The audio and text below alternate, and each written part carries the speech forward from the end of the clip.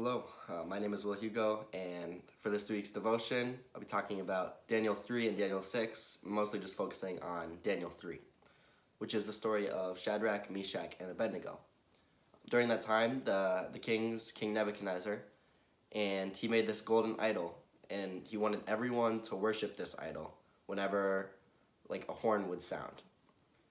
And eventually, he found out that Shadrach, Meshach, and Abednego were not worshiping it like he asked them to. And this made him really mad, so he brought them to a temple where the furnace was. And they said to him, Shadrach, Meshach, and Abednego, they said to him, "Our God, whom we serve, is able to deliver us from the burning fiery furnace, and he will deliver us out of your hand, O king." And this comes from Daniel 3, verse 17. And when they said this to him, King Nebuchadnezzar got really mad, and he turned the furnace, dialed it up a few notches just because of how mad he was, and cast him in there.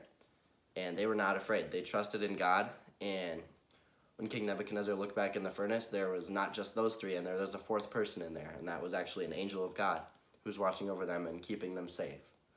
And when King Nebuchadnezzar saw that nothing had happened to them, he realized that he was wrong, and he admitted that their God is the real God, and everyone should worship him. The main point of the story here is that these three, Shadrach, Meshach, and Abednego, did not fear. They fully trusted God the whole way through. And God is always with us. I mean, it tells us in the Bible countless times that do not fear because God is with you. And God is always with us no matter where we are, no matter what we're doing. He's always here with us. I think we all need to work on to not fear, and even though there are a lot of scary things that happen in our lives, we just need to fully trust God that he'll be there for us. Anyways, thank you for listening, and have a good rest of your week.